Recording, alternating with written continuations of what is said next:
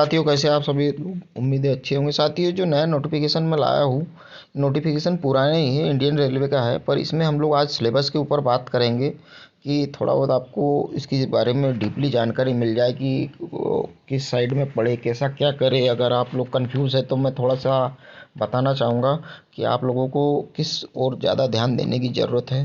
साथियों, रेलवे की भर्ती तो आई है और ये 8,000 कुछ पोस्ट आई हुई है। ये सब चीज़ों के बारे में मैं बता चुका हूँ। और कारपेंटर की पोस्ट, फिटर, इलेक्ट्रीशियन, मेसन की जो पोस्ट है, कारपेंटर को डालना कैसे है, ये सब चीज़ों के बारे में हम डीपली पिछले वीडियो में एनालिसिस कर चुके हैं।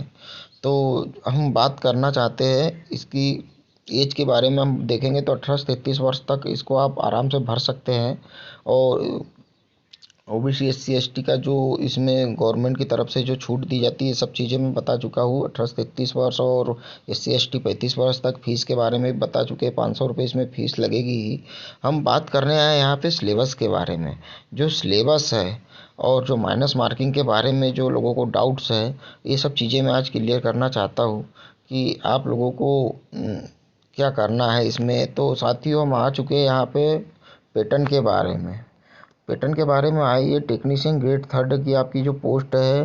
टोटल क्वेश्चन रहेंगे 90 और 90 मिनट में आपको 100 क्वेश्चन सॉल्व करना है साथियों। और माइनस मार्किंग की बात है तो 1/3 का रेशो चलेगा। मतलब अगर आपने 3 क्वेश्चन गलत टिक कर दिए तो साथियों आपका एक सही नंबर उसमें से उड़ा दिया जाएगा। तो आपको सोच समझ के क्वेश्चन अटेंड करना है और ज़्यादा डाउटफुल क्वेश्चन है तो उनको अवॉइड करके ही आगे बढ़ना है साथियों। मिनिमम पास परसेंटेज के बारे में भी इसमें बात की है। तो अनरिजर्व मतलब जनरल कैंडिडेट को कम से कम 40 नंबर लाना होगा पास होने के लिए 100 में से। ओबीसी अगर 30 नंबर भी लाता है तो पास कहलाएगा। तो साथियों, 30 नंबर कोई बड़ी बात नहीं होती ओबीसी के लिए। एससी भी 30 है, एसटी को और छूट है 25% मार्क्स में भी उनको पास माना जाएगा। साथियों, जो शॉर्टलाइट कंडीशन रहेंगे, जो कैंडिडेट रहेंगे वो अगले स्टेज के लिए क्वालिफाई हो जाएंगे। तो सीबीटी सिलेबस की बात करेंगे हम। तो सिलेबस में हम जैसे ही आते हैं तो मैथमेटिक्स की हम बात करते हैं तो इसमें साथियों हमारे सामने दिया गया नंबर सिस्टम है, बोर्ड मास दिया हुआ है, डेसिमल है, फ्रैक्शन है, LCM, HCF, ratio and proportion, percentage है, मेंसुरेशन है, टाइम एंड वर्क है, time and distance, simple and compound interest, profit and loss, algebra, geometry, trigonometry, elementary, statistics, square root, age calculation, calendar, clock pipe and cistern. तो साथियों, mathematics में मैं आप लोगों को यही कहना चाहूँगा कि मैथमेटिक्स में आपको एक एक टॉपिक पकड़ के उसको डीपली पढ़ना चाहिए। इससे क्या रहेगा, अगर आपका टॉपिक इसमें से इसमें 15 टॉपिक है, अगर आप उसमें 15 में से 10-20 जो भी है, 20 जो टॉपिक दिए हुए हैं इसमें से आप 15 में अगर अच्छी कमांड रही तो वो नंबर आपके पक्के हो जाएंगे।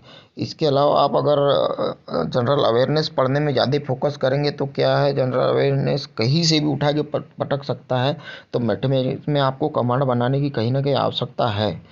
तो अगर और इसके अलावा जनरल इंटेलिजेंस मतलब रीजनिंग में भी अगर आपकी कमांड बन जाए और आप स्पीड से क्वेश्चन पेपर सॉल्व करें और नए नए सेट लगाने की कोशिश करें मैथ्स रीजनिंग में, तो इससे आपको कहीं ना कुछ फ़ायदा ज़रूर होगा, जिससे आपकी स्पीड भी बढ़ जाएगी। और ये जो क्वेश्चन रहेंगे ये आपके कंफर्म क्वेश्चन रहेंगे कि मुझे ये सिलेबस में आता है। जैसे कि रीजनिंग में एनालिसिस है, अल्फ़ामेटिकल है, नंबर सीरीज़ है, कोडिंग डिकोडिंग है, मैथमेटिकल ऑपरेशंस है, रिलेशनशिप है, जैसे वो किसका भाई कौन बेटा क्या, ये स्लोगन है, जंबलिंग है, वेन डायग्राम है, डाटा इंटरसेप्टिंग है एंड सफिशिएंसी, कॉन्वोल्यूशन है, डिसीजन डिसीजन मेकिंग है, सिमिलर एंड डिफरेंस, एथिकल है, रीजनिंग, क्लासिफिकेशन है, डिटरफिकेशन है, स्टेट एग्रीमेंट है। ये सब चीज़ें जो है साथियों, मैथ्स और रीजनिंग आपका प्लस पॉइंट है, क्योंकि ये जो सिलेबस दिया इसके बाहर आपसे क्वेश्चन पूछे नहीं जाएंगे।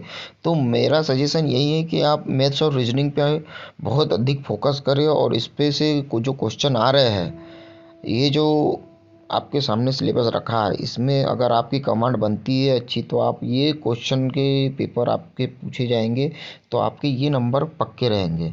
तो आप इस पे ज़्यादा फोकस करें। इसके अलावा हम बात करते हैं जनरल साइंस की साथियों। तो जनरल साइंस के बारे में भी इसमें दिया हुआ है। तो जनरल साइंस के बारे में जब हम बात करते हैं तो दो दो syllabus under the cell cover physics, chemistry and life science 10वीं के स्टैंडर्ड का बोल रहा है इसमें, जैसे न्यूट्रॉन की खोज के बारे में।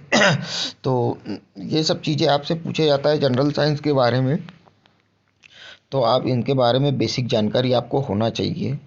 और जनरल अवेयरनेस के लिए तो इसने बहुत सिलेबस कवर किया। करंट अफेयर्स है, technology, sports, culture, personalise, economics, political and मतलब कहीं से भी उठा के कोई भी क्वेश्चन पूछ सकता है। तो आपको ये सब चीज़ें ध्यान देने की ज़रूरत है कि आपको क्या पढ़ना है। मेरे हिसाब से तो आपके लिए बोनस में ये मैथ्स और रीजनिंग, ये क्वेश्चन ये इसको आपको कवर करना है, क्योंकि 25-25 नंबर का जो आपके सामने मैथ्स रीजनिंग रखा जा रहा है, ये आपके लिए बहुत प्लस पॉइंट रहेगा।